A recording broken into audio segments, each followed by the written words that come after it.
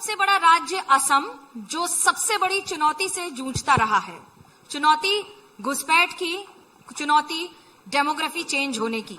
लेकिन इन सब के बीच में आज असम यही सवाल पूछ रहा है कि 1901 में जो आबादी मुश्किल से 20% भी नहीं थी, वो आज 2011 में 40% के आसपास हो गई। और ये बढ़ोतरी क्या चिंताजनक है या फिर चिंता के परे हो चुका है?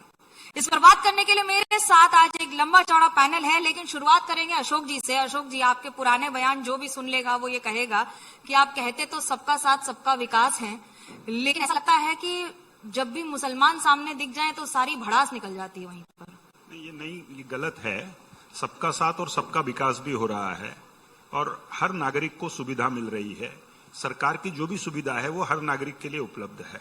पर हमारे यहाँ चुनौती हमारी विरासत को बचाने की है। 1951 में यहाँ मुस्लिम आबादी 24% थी और अभी आपने कहा कि ये आबादी 40% है। 40 नहीं भी होगी तो 38 तो पक्की है। 20 साल अगर सेंसस होगा तो समझ में आएगा। इस डेमोग्राफिक चेंज ने हमको बहुत भयभीत करके रखा है कि हमारा भविष्य सुरक्षित कैसे होगा, हमारे बच्चों का भविष्य सुरक्षित कैसे होगा। ये मुसलमानों को गाली देने की बात नहीं है, ये अपनी सुरक्षा और अपने चरित्र, अपने संस्कार, उसको बचा के रखने की लड़ाई है। मियां मुस्लिम क्या होता है, मियां मुसलमान क्या होता है? हर बात पर जो बांग्लादेश से आए हैं वो मियां मुसलमान है। हाफिज साहब मियां मुसलमान है? अब तो ये बताएंगे बांग्लादेश से आए हैं कि नहीं आए। हाफिज साहब आप ही जवाब दे दीजिए। देखिए, अशोक जी जो कहा कि सबका साथ सबका विकास हो रहा है, पहली बात तो यह है कि जुमला है। और मैं नहीं कह रहा हूँ, बीजेपी के टॉप लीडर वो खुद ही बोलते हैं कि कुछ हमारे जुमले हैं जो हम बीच बीच में बोलते रहते हैं। तो सबका साथ सबका विकास ये तो नहीं है, जुमलाबाजी है। डेमोग्राफिक के बारे में उन्होंने बोला है कि चेंज हुआ है। ये 1951 में जो 24-25% यहाँ मुस्लिम आबादी थी, उसके बाद जैसे मिजोरम, नागालैंड, मणिपुर, त्रिपुरा, ये सब स्टेट जो आसाम से कटते चले गए और मेजोरिटी जो पॉपुलेशन है उधर जो चली गई, वहाँ हार्डली 2% मुस्लिम पॉपुलेशन है। तकरीबन 1,30,00,000 पॉपुलेशन, ये सब हिंदू भाइयों का पॉपुलेशन उधर चला गया। ये सबको अब आप मिला देंगे तो आज के दिन जो है पॉपुलेशन क्या होगा, 30-32% होगा। ये आंकड़े तो कहीं नहीं आए हैं कि असम के हिंदू किसी और राज्य में चले गए। ये आप क्या कह रहे हैं? नहीं, सुनिए, कौन मानेगा इस बात को? हाफिज साहब, मैंने क्या जी, मैं जो कह रहा था, मुसलमान तो वही है, जगह की जगह है। बिफोर इंडिपेंडेंस यहाँ 36 MLAs हुआ करते थे, आज नहीं है। बिफोर 1937 का रिकॉर्ड उठा के देखिए, 34 MLAs उस टाइम थे मुसलमान। उस समय अच्छा देखिए, 51 में जो मुसलमान तो यही है। तो बांग्लादेश भी नहीं था ना सर? नहीं, बांग्लादेश भी नहीं था। हम 71 के बाद की बात कर रहे हैं। बांग्लादेश भी नहीं था, पाकिस्तान भी नहीं था। तो जो लोग आसाम में हैं मुसलमान, सब तो इंडियन है ना, सब इंडियन ओरिजिन है। सिंगल जी आसाम के बाहर से आए हैं, तो हमारे पूर्वज भी 200 साल पहले आसाम के बाहर बंगाल से आए हैं, लेकिन उस वक्त अनडिवाइडेड इंडिया थे। एक ही बात है, ये अभी आए हैं 50 साल पहले, हमारे 200 साल पहले आए। तथ्य को तोड़ मरोड़ने के अलावा इसमें कुछ नहीं है। आज हमारे सामने अपनी संस्कृति को, अपनी परंपरा को बचाने का एक बहुत बड़ा लड़ाई हम लड़ रहे हैं और ये किसी भी फैक्ट्स एंड फिगर से ये भिन्न नहीं है। धुबड़ी के भी लोग यहाँ के बैठे, पूछिए उनकी क्या अवस्था है वहां। तो आसाम का एक जिला करके और हिंदू वहां माइनॉरिटी होते जा रहा है और ये फैक्ट है। ये कोई मैं बोल रहा हूं ऐसा नहीं है, ये सेंसस के रिकॉर्ड बोल रहे हैं। तो वो लोग कहां से आए हैं? वो लोग आए कहां से हैं? वो कोई भारत के दूसरे प्रांत से तो आए नहीं है। वो सब लोग बांग्लादेश की घुसपैठ का नतीजा है। और कांग्रेस ने जितने दिन यहां शासन किया, उन्होंने घुसपैठ को खूब उत्साहित किया, क्योंकि घुसपैठ उनका वोट बैंक है। चलिए, प्रद्युत जी बैठे हुए हैं, मंत्री रहे हैं सबसे लंबे समय तक आप तरुण गोगोई कैबिनेट में। आप ही मुझे बता दीजिए, घुसपैठ की बिना पर आपकी सरकार बनती थी क्या असम में? पहले तो मैं ये बताना चाहूंगा कि दो एक्सट्रीम एंड्स का बीच में मैं इंटरफेस हूं। I think I am the most rational one here. तो एक बात तो ठीक है कि असम हमेशा, Assam always has been a melting pot और यहाँ हर कोने कोने, वर्ल्ड का हर कोने कोने से लोग आए थे। साउथ ईस्ट एशियन कंट्रीज भी आए थे, चाइना से भी आए थे, वेस्ट से भी आए थे। और जो अहोम किंगडम जब एस्टेब्लिश हुआ, अहोम किंगडम एस्टेब्लिश होने के बाद जब 14th सेंचुरी एक्चुअली, जब अहोम राजाओं ने हिंदू धर्म, सनातन धर्म जब एक्सेप्ट किया, तब the Ahom kingdom, they imported a lot of North Indians, today's North Indians like Mr. Singhal. Kannauj se aaya, Bihar se aaya, Central Province se aaya, including one of my forefathers, because my forefather was a Chaturbedi from Kannauj, but he came in 15th century. But what I'm basically trying to tell you is this. Assam has always been a melting pot. And then जो मियाँ के बारे में जो बोलते हैं, ये भी fact है कि at one point of time there was a lot of influx because there was a lot of vacant land, very fertile land. तो यहाँ जब British residency जब शुरू हुआ, especially after 1826, तो यहाँ का जो क्योंकि आप 200 साल पहले चलेगा, मैं 71 से लेकर अभी तक नहीं, मैं बता रहा हूँ ये आप पर आरोप लगता है। नहीं, मैं बता रहा हूँ, it's been a gradual process. So Britishers brought in two communities. One community for tea plantations, जो central provinces में आया. दूसरा community, जब कलकत्ता में जब industrialization हुआ, जब जूट इंडस्ट्री लगे हैं, तो यहाँ में captive plantation के लिए, जूट प्लांटेशन के लिए काफी ईस्ट बंगाल से, तब ईस्ट बंगाल था, ईस्ट बंगाल से काफी Hardy, very hard working people they brought in. Those were the basically Muslims origin, and they came, and it was a floodgate actually. ये बात तो ठीक है, तो एक जमाना में इतना ज्यादा लोग आने शुरू किया. तो वो जमाना आपका था क्या? वो आपका शासनकाल था जब सबसे ज्यादा लोग आए हैं? We stopped it. I think आपको मैं यही बताना चाहूंगा, जो हाफिज साहब ने बताया, जब फर्स्ट टाइम जब इलेक्शन हुआ असम में 1935 के बाद 37 में जो असम असेंबली शुरू हुआ, उस समय Sylhet was part of Assam, and then जो बंगाल रेसिडेंसी के बाद जो इलेक्शन हुआ, तब there were as many as 36 Muslim MLAs. ये बात सही बात है, लेकिन आफ्टर धीरे धीरे जो स्टेट्स, हिल स्टेट्स हुआ, सारे लोग सेपरेटेड हो गया, तो there was a concentration. But at the same time ये जो फ्लड गेट हुआ, everybody was worried at one point of time, and इसीलिए लाइन सिस्टम दिया गया. जैसे मैं नौगांव का सांसद हूं अभी, तो नौगांव में ही शुरुआत किया ब्रिटिश एडमिनिस्ट्रेशन ने कि दिस फादर नो फादर, यहां तक आ सकते हो आप लोग, उस तरफ आप मत जाना. वो कह रहे हैं ब्रिटिशर्स करके गए हैं, आप कह रहे हैं कांग्रेस करके गई है. इनको इनका चीफ मिनिस्टर को भी पूछिए, इनका तो 22-25 साल तो आपके भी पुराने मित्र हैं. हाँ, मेरा बहुत सुहृद मेरा दोस्त है, मेरा कॉलीग था, तो इसलिए मैं बोल रहा हूं. देखिए, इससे हिस्टोरिकल प्रोसेस. बट एक बात मैं बताना चाहूंगा, नोबडी कैन से और deny that during the partition it was the first Congress Chief Minister of Assam, late Gopinath Bordoloi, who actually retained Assam as it is. It was almost certain that under grouping plan, Gopinath Bardoloi को it should have done. Gopinath बरदले जी को भारत रत्न देने का काम BJP सरकार ने किया.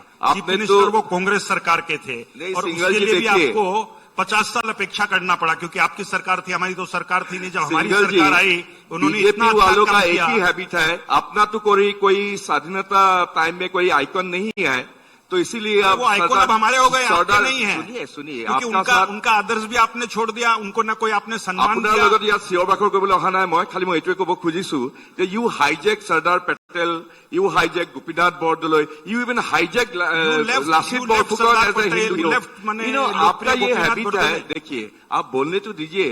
आप जो हिस्टोरिकल, आपको भूपेन हजारिका भी हैं. हाँ, भूपेन हजारिका को भी सम्मानित किया गया है केंद्र सरकार से. Of course, who is not denying it, obviously.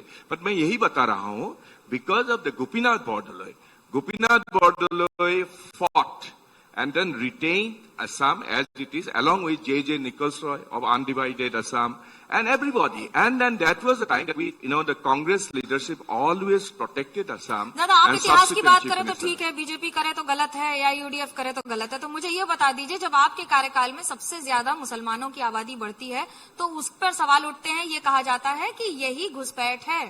एक लाइन में जवाब दीजिए. मैं आपको एक बात बताना चाहूंगा. ये घुसपैठिया जो है, अभी एक्चुअली इफेक्टिवली 1971 जो Bangladesh liberation war, then Bangladesh came into being, that was the time lot of influx took place.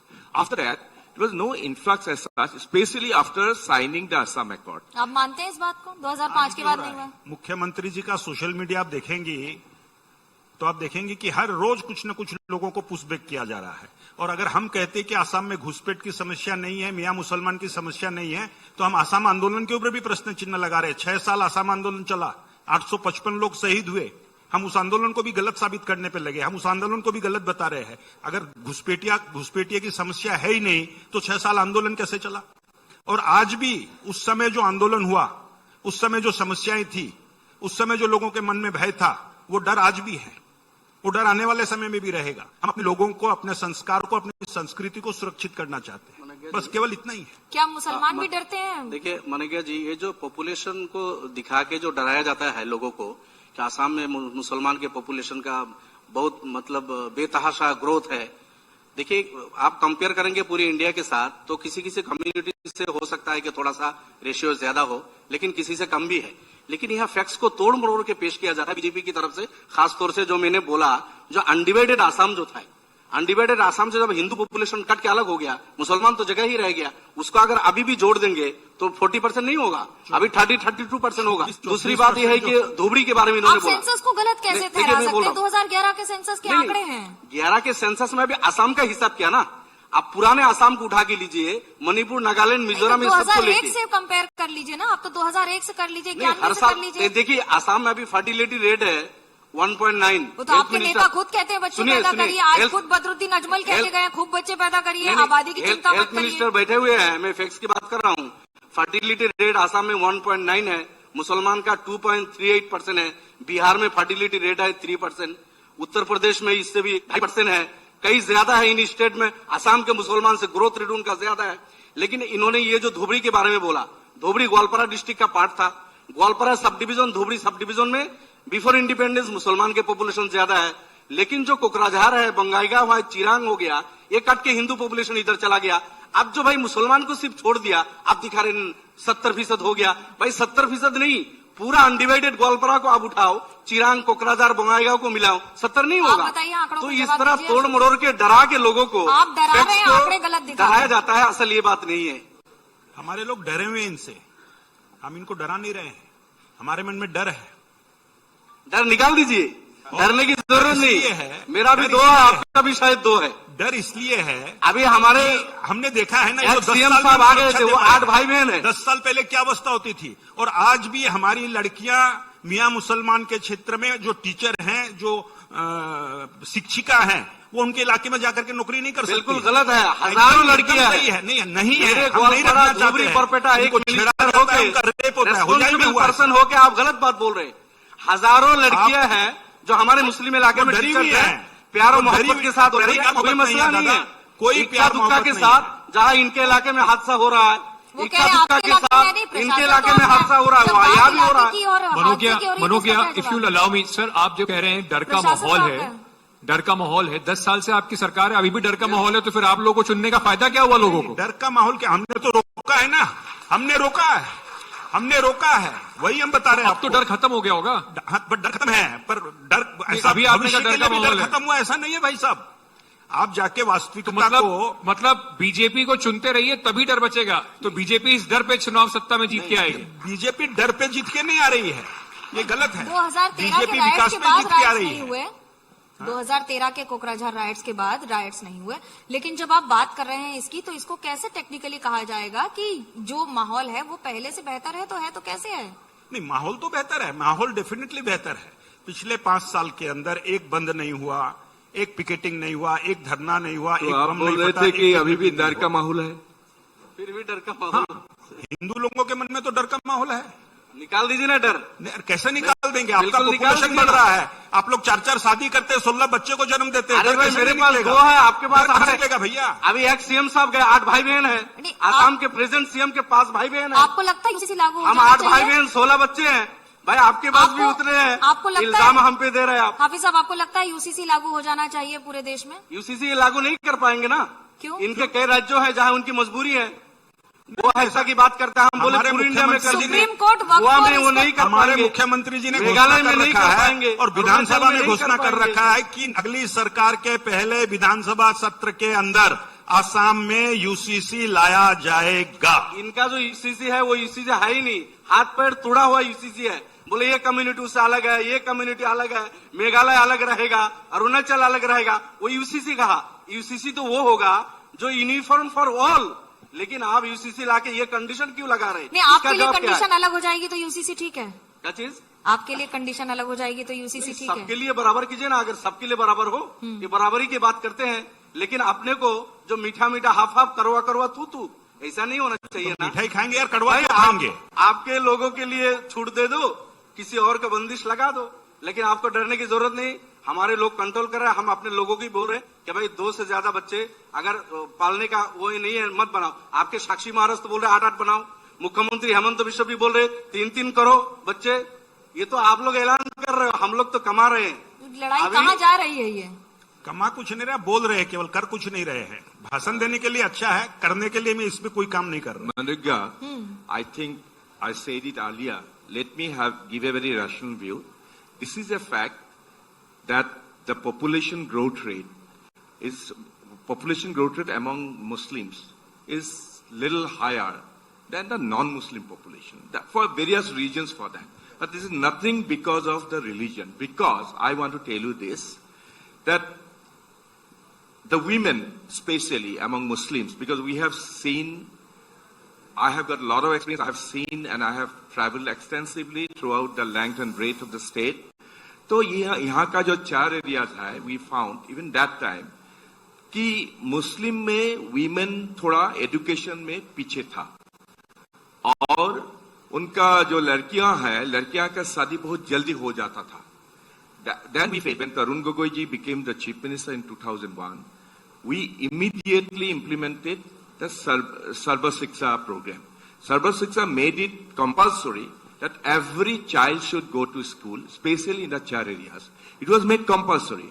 And I'll tell you what, that has affected now, because this empowerment among women, in fact, among the Muslim communities, even 4 areas, now the girl children are going to schools, they are being empowered, especially Panchayati Raj, when we implemented it, Assam was the first state to implement the 50% reservation for women in the Panchayat. What was the region? Region of empowerment of the women. Education and women, among empowerment of the women, actually has created a lot of effect. The population growth rate is going down, So, no doubt about it. Do you agree with Himant Biswa Sarma saying that, and some chief minister saying कि मदरसास को hospitals और बाकी सारे institutions में तब्दील कर दिया जाए जिससे पढ़ाई और लिटरेसी रेट बेटर हो? देखिए, उन्होंने तो किया है. आसाम के जो सरकारी मदरसे हैं उनको उन्होंने कन्वर्ट करके स्कूल कर दिया. हालांकि वो ये इंडिपेंडेंस से पहले से ही चला रहा था और उन मदरसों में जनरल एजुकेशन भी है. Math, science, English, Assamese, all subjects class 10 तक है और पूरे आसाम में चल रहा था. लेकिन उन्होंने सरकारी सेक्टर में जो मदरसे चल रहे थे बंद किया. उनका कहना है कि यहाँ से डॉक्टर्स नहीं निकलते, पढ़े लिखे लोग नहीं होते. गलत है. मैं मदरसा बैकग्राउंड का हूँ. मदरसा में पढ़ के गुवाहाटी विश्वविद्यालय से MA किया, PhD किया. मैं गुवाहाटी विश्वविद्यालय में पढ़ाया. जहां से हमारे चीफ मिनिस्टर साहब PhD किया है, वही से मैंने भी PhD किया. ये अशोक जी, तो ये गलत है. बहुत सारे मदरसा के पढ़े लिखे लड़के डॉक्टर है, इंजीनियर भी बन रहे. एक दो सवाल पूछने हैं. पहले तो प्रद्युत जी, एक सवाल जो मनुग्या ने पहले पूछा था, I want to specifically ask you on that. ये बीजेपी की बात नहीं है. बीजेपी ने अभी बोला है कि हम अगले सेशन में यूसीसी लाने वाले हैं. ये बात सुप्रीम कोर्ट ने अभी बस 2 हफ्ते पहले कही है कि UCC is the answer to discriminatory practices against Muslim women. In principle क्या कांग्रेस यूसीसी का समर्थन करती है असम के? हाँ, जरूर. Why not? Because I'll tell you what, there should be uniform code. There should not be any discrimination. As per the constitutional rights, every citizen of this country should get equal opportunities, equal rights. But at the same time, in the name of religion, you should not be discriminated. So that is what we're saying. So if and when the government brings in UCC, if it's the BJP government, Congress will support it. Else, if you are brought into government, you will bring in UCC. Of course, there should be uniform code. That is what is my opinion is. And Congress party has never opposed UCC. No, they have actually. Because when there has been a lot of debate. Let me tell you one thing. Within the Congress circle, there has been a lot of debate and discussion. But our point is very clear. On the name of religion, on the name of sectarianism, You cannot discriminate one section of the citizens against other. You cannot have double standards. Correct. You should treat everybody under the sun. You should everybody should get equal opportunities. This is what we support, and we You're will always absolutely support. right. But on the specific issue of UCC, when it was brought in Uttarakhand, members of parliament like Imran Masood said that this is a way to weaponize a law to discriminate against Muslims. You are demonizing Muslims. There was another member of parliament who said, of the Congress, that Uttarakhand has become the new laboratory of Hindutva. What I'm trying to understand is that in Assam, the Congress doesn't think this is a Hindutva agenda. UCC is a equality agenda. Of course, see, I'll tell you what, Congress is like a huge ocean. There may be divergent views, there may be difference of opinions, but ultimately, we will always have rational views, and over the ages, we always have had rational views. We want the country to progress, but only thing is this, the minorities equally be treated with respect. Opportunities have to be given. They cannot be discriminated on the basis of religion or caste or creed or language or anything like this. चलिए अच्छी बात है, आपको देखिए कांग्रेस का support भी मिल रहा है. एक सवाल और आपसे पूछना चाहूंगी प्रद्युत जी. You said that दो एक्सट्रीम्स के बीच में आप एक रैशनल व्यू देने के लिए बैठे हुए हैं. I believe so. लेकिन बार बार एक ही स्टेट में नहीं, पूरे देश में अब आपके लिए एक संज्ञा दी गई है. प्रधानमंत्री कहते हैं कांग्रेस इज MMC, मुस्लिम माओवादी Congress. How will you shake off that impression, especially at a time when actually Assam is the state where you have 3 members of parliament, all of them come from large Muslim majority seats. And this is something the chief minister also said कि अब बस आपको वही 40% vote मिलता है और किसी का आपको मिलता नहीं, भले से वो केरला हो, भले से ही वो तमिलनाडु हो, या उत्तर प्रदेश हो, या फिर असम हो, या बंगाल में तो अब वो भी नहीं मिलता, वो अधीर रंजन चौधरी हार गए यूसुफ पठान से. तो MMC का आप ये जो impression अब nationwide is being used against you, how do you plan to shake it off when your member of parliament Rakibul Hasan made a record by getting 10 lakh margin and it's being attributed to the large Muslim population in Dhubri?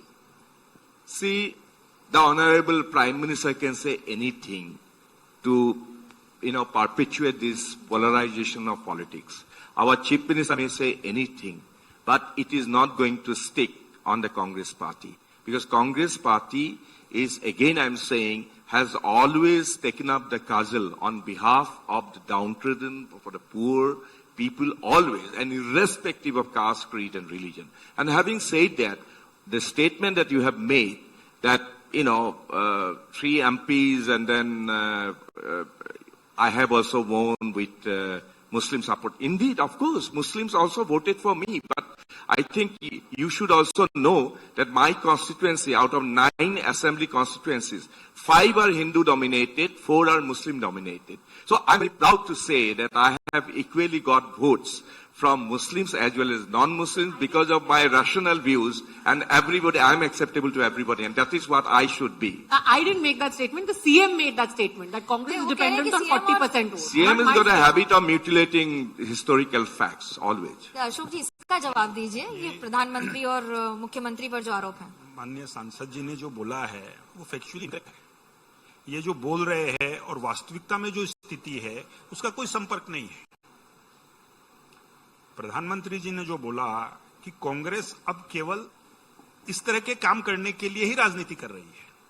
Congress को न देश से मतलब है. कांग्रेस मोदी जी का विरोध करते करते, कांग्रेस बीजेपी का विरोध करते करते अब भारत का भी विरोध करने लग गई है. विश्व के 25 राष्ट्रों के राष्ट्राध्यक्ष मौजूद थे.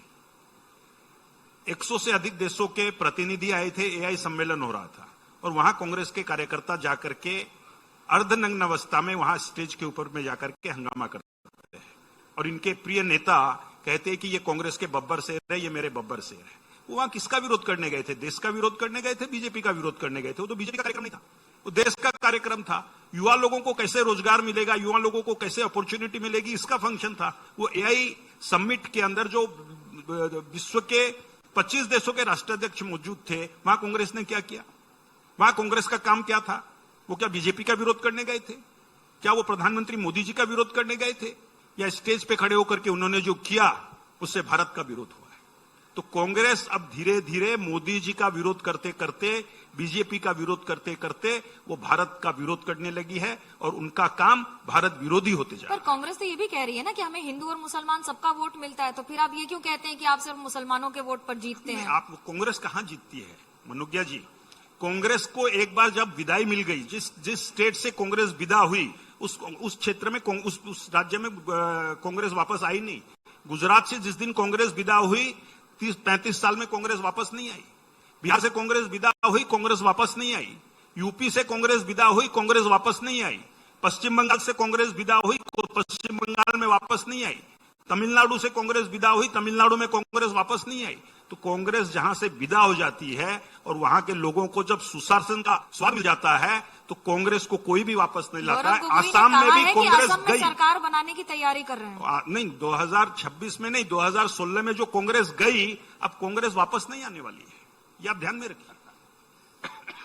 वेल, हमारे आदरणीय सिंघल जी समझते हैं, like many others of his party, कि patriotism is like a patented paternal property of the BJP. I'm afraid this is not. You cannot wear your patriotism on the sleeves of your shirt. हम लोग patriots हैं। ये युगे युगे से कांग्रेस का जो हमारे ancestors हैं, सारे leaders ये प्रूव किया था। तब आप लोगों का patriotism नहीं था। आप लोगों का नागपुर का हेडक्वार्टर्स में 2016 तक इंडियन नेशनल फ्लैग को उड़ाने के लिए आप लोग नाराज थे। क्यों? आप लोगों का क्या कंट्रीब्यूशन है इंडियन फ्रीडम स्ट्रगल में, ये तो बताइए, तब मैं बताऊंगा कि पैट्रियटिज्म क्या है। आप बताइए, आप लोगों का जो लीडर जो इत्तेफाक से जो अंडमान का काला पानी भेज दिया था, पांच बार चिट्ठी लिखकर ब्रिटिश को बोला था मुझे यहां से बचाओ। मैं इसका हमारे स्टेट से कोई ताल्लुकात है नहीं। क्यों होगा? क्योंकि आपका हिस्टोरिकल नॉलेज भी नहीं है ना। ये सारे फैक्ट्स को तोड़ मरोड़ रहे हैं और हिस्ट्री की जो बात कर रहे हैं, पेट्रोलिज्म का जो ये बात कर रहे हैं, ये तो आसाम से चला गया, कांग्रेस से चला गया। किस दिन चला गया? जिस दिन शरद सिंह जो हमारे चीफ मिनिस्टर थे वो गए और अनवरा तैमूर आई, उसके बाद से चला गया। उसके बाद से कांग्रेस एक बात मैं पूछना चाहूंगा मनुका जी, एक बात देखिए, नहीं एक बात देखिए, हमारे आदरणीय सिंघल जी असम के बहुत दिग्गज, बहुत बड़ा लीडर है, ऑनरेबल मिनिस्टर है। मैं सिंघल साहब को एक क्वेश्चन पूछना चाहता हूं, एक क्वेश्चन।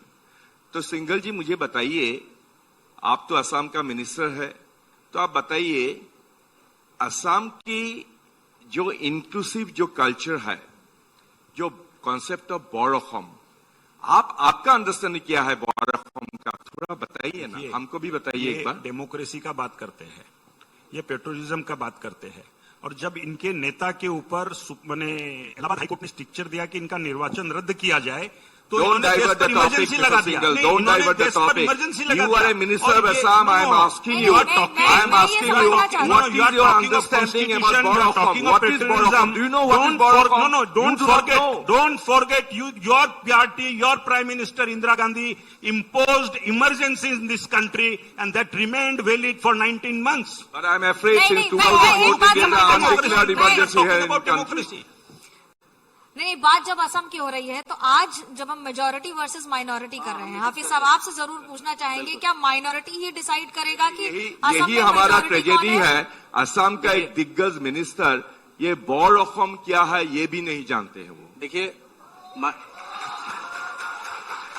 माइनॉरिटीज বিষয়টো বেলেগ ফালে লৈ যোৱাৰ দৰকাৰ নাই। বৰখাম আপুনিও अपनी पानी का पानी हो जाएगा, बताइए ना। যিসকলে আই অসমীক ভাল পায়, আই অসমীৰ উন্নয়ন হোৱাটো বিচাৰে, ইয়াত শান্তি বিচাৰে, প্ৰগতি বিচাৰে, এহে বৰখাম। দেখিলে, এতিয়া আপুনি যদি মিয়াক লৈ আহি বৰখাম কৰিব খোজে, আমাৰ সিদ্ধান্তত এই বৰখাম আমি লবলৈ সাজু নহয়। আপুনি শুনক, I just want to ask him, do you know the Assamiyatva? I always maintain there's a difference between the Bharatiyatva and Assamiyatva, because I am a very proud Assamese. That Assamiyatva, no, wait, listen, you have to know it. The Assamiyatva is the pure religious path, not religious actually, spiritual path. Spiritual path. Okay, that was filtered and refined from all the bad things that Gurujana Shankardev, traveled all across the world, including India 4 or 5 times. So he eliminated a lot of bad things, and then he brought in egalitarianism, liberalism, and it's a very inclusive mindset. Gurujana Shankardev was the one who shaped the identity of the Assamese people. That's we are proud of. And do you know, there was a disciple of Gurujana Shankardev. He was a Muslim called Sansa. When he had his hotra in Patbauhi, this is our misfortune that a minister in Assam doesn't even know what Assam has been, what is the sanskar of Assam, doesn't know the edifice of Boropham, and that he is the person who is talking about all kinds of sectarianism and very narrow things about things. Batardua, where the birthplace of Mahapurush Shankardev, that has been encroached. And who encroached that? Shankar Dev ji का जो महापुरुष शंकर देव जी का जो जन्मस्थान है बतरदोआ, उसका encroachment हुआ, उस सत्र पे इंक्रोचमेंट हुआ. किसने किया इंक्रोचमेंट? किसने किया? और किसने उसको इंक्रोचमेंट फ्री किया? थोड़ा बहुत मैं भी बोल लूं. इंक्रोचमेंट किसने किया? आप महापुरुष श्रीमंत शंकर देव जी की बात कर रहे हैं प्रद्युद्धा, आप वहां से सांसद है, आपके क्षेत्र में वो बतरदोआ स्थान है और वहां इंक्रोचमेंट हुआ, और आप ये नहीं बताएंगे कि वहां इंक्रोचमेंट किसने किया? देखिए, ये नहीं बताएंगे आप. उसको भी आप बोरोसम से जोड़ना चाहते हैं कि हमारे देवालय का मंदिर, हमारे देवालय का जमीन लोग कब्जा कर ले, हमारे सत्र का जमीन लोग कब्जा कर ले, और आप उस बोरोसम का थ्योरी देते रहे, हम सब उस बोरोसम के थ्योरी को मानते रहे, हमारे मंदिर का जमीन इंक्रोच हो जाए, हमारे जंगल इंक्रोच हो जाए, हमारे सत्र इंक्रोच हो जाए, आप बोरोसम बताते रहो और आपका बोरोसम मान करके हम कुछ भी नहीं करें. ये नहीं, ये हम मानने वाले भी नहीं है, ये होने वाला भी नहीं है. और माननीय मुख्यमंत्री जी के शासनकाल में 1.5 लाख बीघा जमीन हमने इंक्रोचमेंट मुक्त किया है. आने वाले 5 साल में 5 लाख बीघा जंगल का जमीन बेदखल मुक्त किया जाएगा. ये मुख्यमंत्री जी ने वादा किया असम. कब्जा हुआ कब था, किसने किया था? कब्जा तो सब कांग्रेस के समय हुआ है, मनोज इनके मंत्री लोगों ने कब्जा करवाया है. मनोज जी, सिंगल जी बार बार मियाँ बोल के एक कम्युनिटी को टारगेट कर रहे हैं, और बीजेपी की आदत पड़ गई. आसाम के मुख्यमंत्री जी से लेकर इनके जो मंत्री है, लीडर्स है, एक कम्युनिटी को टारगेट करके, अभी फ्रीडम स्ट्रगल की बात हो रही थी, जिस कम्युनिटी के बड़े बड़े नेताओं ने खून दिया, फ्रीडम स्ट्रगल में अपने जान दी, आफ्टर इंडिपेंडेंस जो आसाम अब पाकिस्तान में जाएगा या इंडिया में रहेगा, उस टाइम मतलूबुर रहमान मजूमदार ने वोट कास्ट किया कि नहीं आसाम इंडिया में रहेगा.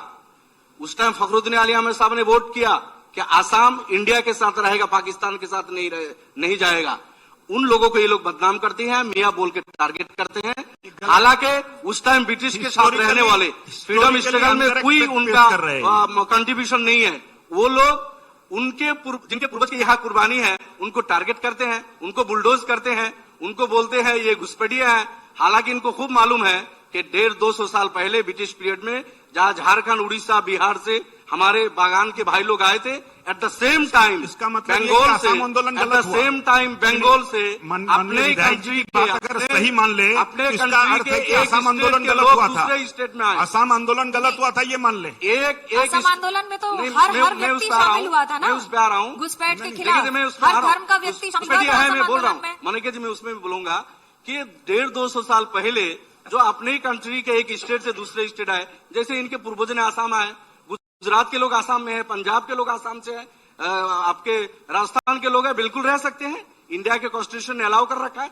इसी तरह 150 साल पहले बंगाल के लोग अगर आसाम में आया, बिल्कुल अपना उनका मूवमेंट करने का राइट था, लेकिन उनके उंगली उठा रहे. घुसपैठी, सिंगल जी एक बात खत्म करता हूं, घुसपैठिया है, अभी भी आ रहे हैं लोग जिनके लिए इन्होंने का पास कराया, रेड कारपेट बिछा दिया, जिनको सिटीजनशिप देने के लिए बीजेपी बिल्कुल पार्लियामेंट में जोर लगाया. पूरे आसाम के लोग खिलाफ है, हम भी उसके खिलाफ है कि 1971 के बाद कुछ होगा उसको निकालिए, लेकिन बीजेपी नहीं बोल सकती. हिम्मत नहीं है बीजेपी को इस बात को बोलने का. मैं बोल रहा हूँ 71 के बाद मुसलमान आया है कि हिंदुस्तान में हिंदू विदेशी हो ही नहीं सकता है. उनको धक्का लगा के निकालिए. जहाँ भी पिटेगा, जहाँ भी मार खाएगा, उसको आश्रय देने का काम हिंदुस्तान का. अपने लोगों को कपड़ा मकान नहीं दे पा रहे हो. कोई ब्रिटिश में हिंदू बसे है उसके फिक्र आपको? जो भारत में बसने वाले हिंदू मुसलमान सिख बुद्धिस्ट जैन इनका पहले फिक्र कीजिए, फिर पूरे विश्व में जो हिंदू भाई है या दूसरे उसका फिक्र कीजिए। उनका फिक्र हम ही कर रहे हैं, कंसेप्शन है आपका, आप लोग नहीं कर रहे गलत है। उनका फिक्र। नहीं, उनका फिक्र भी हम ही लोग कर रहे हैं, आप नहीं कर रहे हैं। ऐसा आप जो नहीं बता रहे हैं घुसपैठिया है, आसाम में घुसपैठिया जिनके लिए इन्होंने रेड कारपेट बिछाया, कहा पास कराया, अब जिनको ये सिटीजनशिप देने का काम कर रहे हैं। 71 के बाद बांग्लादेश से बंगाली हिंदू आ रहे हैं। 71 से पहले जो बंगाली हिंदू भाई है बिल्कुल इंडियन सिटीजन है, सम्मान है उनके, लेकिन 71 के बाद आने वाले इनके गोद में बैठे हुए हैं, मनोज इसको आसाम के चलिए। लोग नहीं मानते। Can we, before we wrap up, Pratyush ji, can I just ask you a question? You saw this fiery debate between both of them.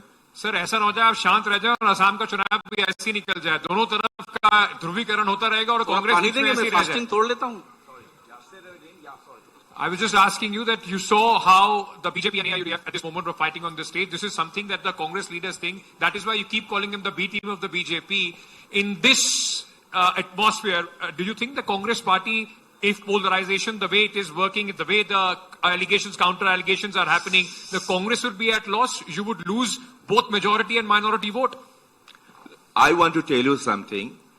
The BJP now, it suits them because this religious polarization suits them because they have divided the entire civils, entire society, across the country, across the state. They are divided in two blocks. One is a small block of 35 to 38% Muslims. One is a larger block of, rest non-Muslim block. So obviously they pit one another and they bring in the politics of hatred, discrimination, and violence probably. That suits them. But then what is important for us, we cannot disown our past. We have to move forward. And obviously we have to stop any influx. We have to protect the identity of our people, taking all measures. But at the same time, we cannot bring in the Middle Ages values like Mr. Singhal is doing this into our society. We have to go forward. We have to take our state ahead. And with a very progressive mindset, we will have our youth has to be given opportunities to develop their personalities, whether it's a madrasa student of, char areas, whether other student or youth, we have to take our state and we have got a lot of potential and that is what we are going to work for and that is what we are going to win the Assam for with a very progressive mindset and चलिए politics. हाफिज साहब आपके closing remarks इसके लिए आज, क्योंकि अब चुनाव announce हो गए हैं तो सीधी चुनावी राजनीति पर आते हैं। किस मुद्दे पर वोट मांगेंगे, किस आधार पर? तो वोट तो मांगेंगे ही, चूंकि माइनॉरिटी मेजोरिटी के टॉपिक पे आप बात कर रहे हैं। माइनॉरिटीज को ये इस कंट्री में ब्रिटिश आके भी लाइन दिया, उधर नहीं जा सकते। अरे भाई अपने कंट्री में क्यों नहीं जाएगा? अब बीजेपी भी वही कर रही है। बीच में कांग्रेस लोग भी गए हैं, एक ही सबका रवैया रहा है। तो माइनॉरिटी के साथ सबने जुल्म किया, किनारे पे लगा दिया। अब शिक्षा में, स्वास्थ्य में, कम्युनिकेशन में हर बार से पीछे छोड़ दिया इन लोगों को। आप देखेंगे धोबड़ी से लेकर धोबड़ी, ग्वालपाड़ा, बंगाईगांव, बरपेटा तक एक विश्वविद्यालय नहीं है। 4 जिला, 50 lakh population. After independence 8 years हो गया, एक विश्वविद्यालय नहीं दिया। बार बार चिल्लाया, भाई विश्वविद्यालय दो ना, पढ़ाओ बच्चों को, तब पॉपुलेशन घटेगा। कुकराझार में है ना, कुकराझार में है ना। कुकराझार अलग है। मैं बोल रहा हूँ कि जो माइनॉरिटी डोमिनेटेड डिस्ट्रिक्ट है, धोबड़ी है, मानकासर, शालमारा डिस्ट्रिक्ट है, ग्वालपाड़ा, बरपेटा, 4 डिस्ट्रिक्ट एक तरफ से है। अब आप डेमोग्राफी अपने कन्वीनियंस के हिसाब से चलाते हैं। भाई उसको कोई डेमोग्राफी किसी ने चेंज नहीं like किया। USTM, you can also, you are such a, you are such a pandit and you are such a, you've got such a rich background.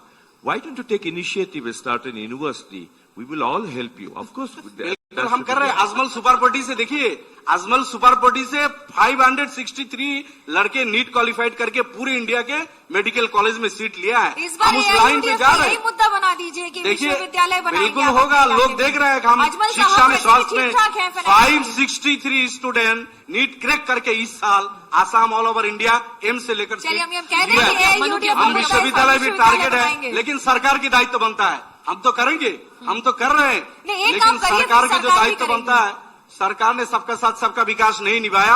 BJP की सरकार है, उनको इसको निभाना चाहिए। Okay, one final question. Ashok Singhal ji, अभी आपने कहा कि मुसलमानों के लिए भी हम ही चिंता करते हैं, हम ही काम करेंगे। बिहार का जिस दिन रिजल्ट आया उस दिन आपने एक ट्वीट किया, उस ट्वीट में लिखा था बिहार अप्रूव्स गोभी फार्मिंग। व्हाई? ये बिहार में अचानक असम में बैठ के आपको बिहार की गोभी फार्मिंग क्यों? हमारी सोशल मीडिया टीम ने बनाया और हमने पोस्ट किया, उसमें वो गोभी नहीं देखते हैं ना सिंगल जी क्या बनाता है सोशल क्या है मीडिया। क्या नहीं है। This is a serious and an important question, क्योंकि आपके ऊपर इल्जाम लगाया गया that you were referencing the No, Bhagalpur it was not referring to anything. Later on, I come to know that there is something, it is related to something, but it was a general post. What was it related to? No, nothing. It was about the gobi farming only in Bihar? in Bihar. तो आपको 14 तारीख को क्यों याद आई बिहार की गोभी farming? अब उस दिन लग गया होगा, वो 14 तारीख को याद आया ऐसा नहीं है। अभी उसके बाद भी हमने पोस्ट किया, हमारी कॉन्स्टिट्यूएंसी में भी बहुत अच्छा गोभी फार्मिंग होता है, उसका भी पोस्ट मैंने डाला है। लौकी फार्मिंग अच्छा होता है, उसका भी पोस्ट डाला है। Singhal ji, gone are the days, वो सब नहीं लिखना चाहिए। Gone are the days. आखिरी क्लोजिंग रिमार्क्स आपके। इलेक्शन में आके देखेंगे कितनी गोभी और लौकी फार्मिंग आपकी आइए कंसिडरेशन आपको खिलाएंगे भी, अच्छी गोभी खिलाएंगे। नहीं, देखिए क्लोजिंग रिमार्क्स आपके। देखिए, सिंघल जी का पॉलिटिक्स थोड़ा अलग है। जैसे फेमस और infamous I don't know, he has given a statement कि सिंघल जी का जो कॉन्स्टिट्यूएंसी है ढेकियाजुली है, तो सारे पॉलिटिकल पार्टीज का candidates, prospective candidates are there. तो उन्होंने बहुत एरोगेंटली बोल दिया कि जो भी कैंडिडेट खड़ा हो, सारे कैंडिडेट मेरा पॉकेट में रहेगा। वही है ना? नहीं, वही है उनका पॉलिटिक्स, सारे वो पॉकेट में घुसवा देता है। The statement I made That was has this. come. That has come. No, this is on record. You can refer that. I challenge you. You refer this. I said all the 3 candidates who are asking for the ticket from Congress are in touch with me.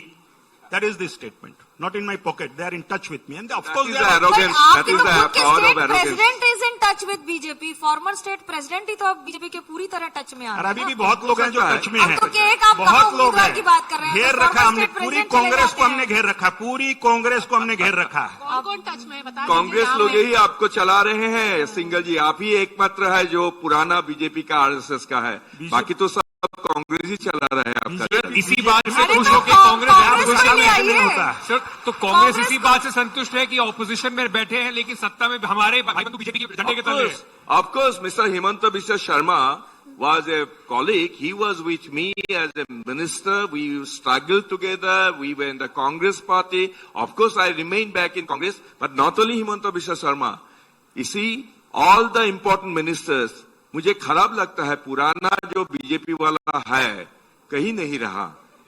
पता नहीं सिंघल जी कैसे इतना close हो गया हिमंत बिस्वा शर्मा का। बाकी तो सारे तो बाकी वो पुराना बीजेपी नहीं रहा। आज की ऑल फ्रॉम कांग्रेस पार्टी। आज की जो बीजेपी है, कांग्रेस के सेकेंड वर्जन है, एक न्यू वर्जन है। और एक बात ठीक है नहीं। कि बीजेपी में जाने, BJP is a great washing machine. Ashok कोई जी, आपको कांग्रेस का भड़का कोई रहे कुछ हैं। होता है तो बीजेपी में जाने से धुआं तुलसीपत हो जाता है। अभी पूछिए धुआं तुलसीपत क्या है? नहीं तो देखिए, ये बात तो सही है कि धुलाई कहीं भी हो रही हो, लेकिन ये बात तो सही है कि आप विपक्ष में बैठे हैं। अगर आप इतना ही विपक्ष में- सैक्रिफाइस कर रहे हैं, आप ही के लोग सैक्रिफाइस कर करके बीजेपी को जिता रहे हैं क्या बार बार?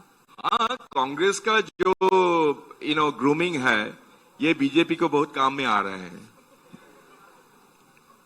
ये मैं नहीं कह रही हूँ, खुद कांग्रेस के नेता कह रहे हैं।